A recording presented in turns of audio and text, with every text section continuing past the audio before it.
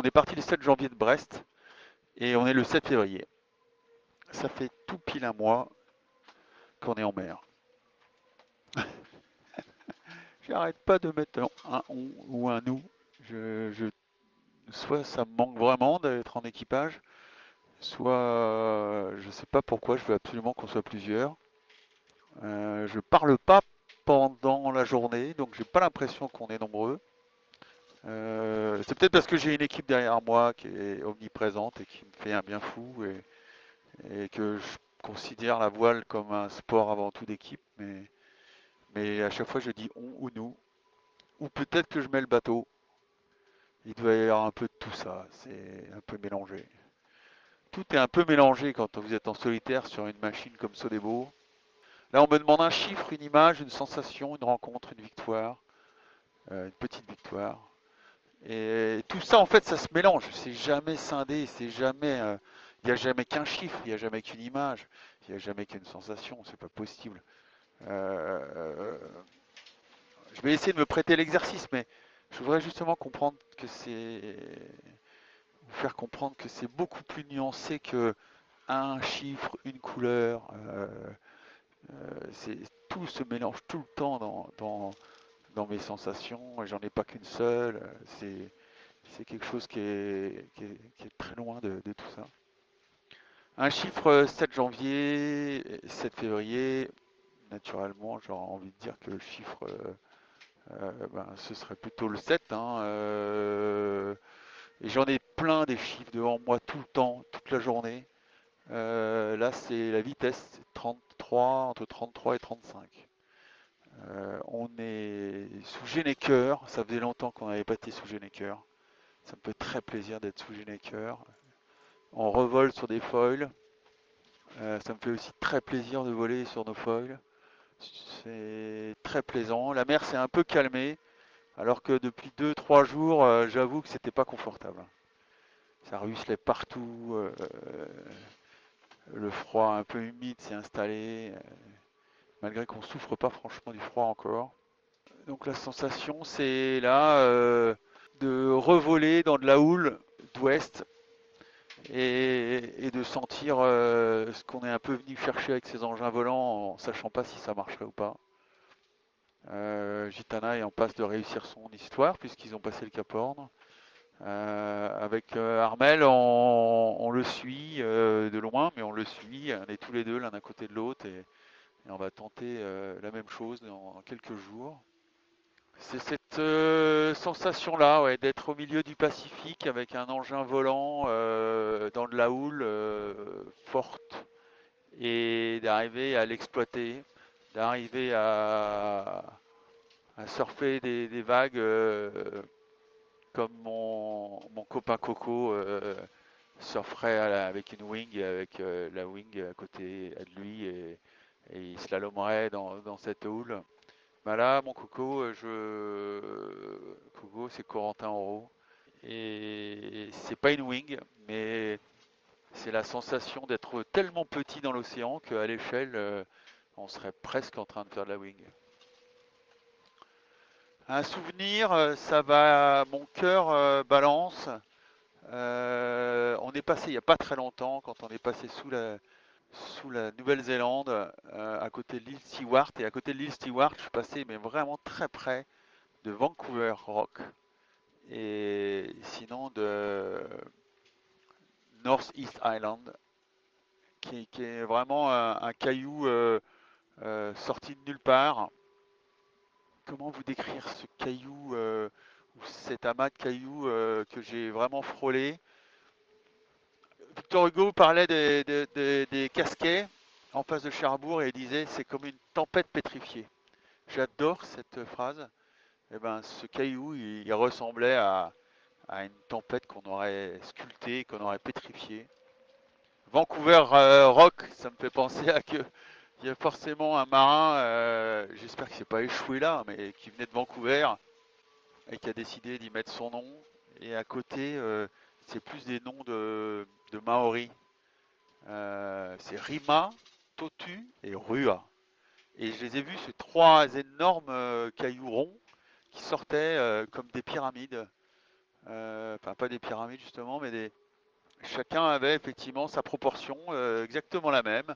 Et, et Riba, il y en a même quatre, Wa, Toru et Rua, Taï, c'est des noms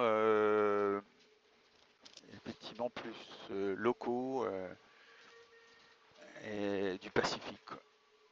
Il y avait des myriades d'oiseaux.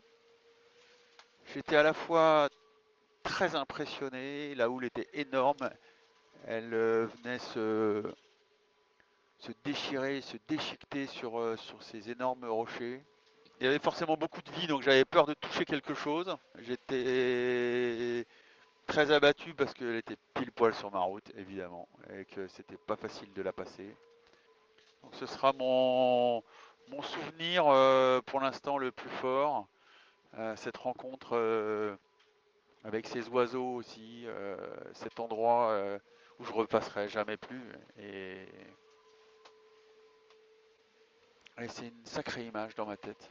C'est un moment très sauvage, très tendu aussi, mais et là vous êtes tout petit, hein. Et là, s'il y a la moindre erreur, ça peut vraiment devenir terrible. On peut pas s'empêcher de penser qu'à cet endroit-là, il n'y a pas de phare et qu'il y a des marins qui se sont échoués là, peut-être un mec de Vancouver. Une victoire dans les petites victoires. Oh, je pense que ça restera un moment très fort quand j'ai réussi à remettre un système manuel pour redescendre mes foils après plusieurs jours et presque une semaine de combat. Euh, C'était loin d'être faisable facilement sur le papier. J'y suis arrivé et ça a été une joie collective. L'émotion qu'on a eue avec Jean-Mathieu qui était pas loin de moi à ce moment-là au téléphone. Et cette sensation d'avoir remis le bateau en marche ou en ordre de marche, mais en sachant que la compétition, elle allait changer de visage et qu'elle allait devenir une aventure pour continuer. Mais il fallait pas casser ses bouts de foil si on voulait être dans la compétition à plein. Ou en tous les cas aux avant-postes du début à la fin. Mais ça restera une des victoires dans les petites victoires, ça c'est certain. On va arriver au point Nemo. Donc c'est le point Nemo, c'est l'endroit le plus excentré de toute terre et de tout passage de terrien. C'est pas forcément quelque chose qui me touche parce que je me sens quelquefois plus isolé à d'autres endroits, alors qu'il y a de la terre à côté, mais on se sent vraiment très loin parce qu'elle est très inhospitalière, cette terre qui est proche de nous, là. La petite île dont je parlais, là, au sud de l'île Stewart, là je me suis senti vraiment très loin. Point Nemo, pour moi, c'est assez abstrait. Ce serait un peu mathématique. C'est de la physique, mais c'est un peu mathématique. On prend un compas et on regarde là où on est le plus loin des terres. C'est pas forcément quelque chose qui me touche plus que ça. Je cherche pas forcément le point caractéristique Nemo d'être le plus loin de tout. Encore une fois, c'est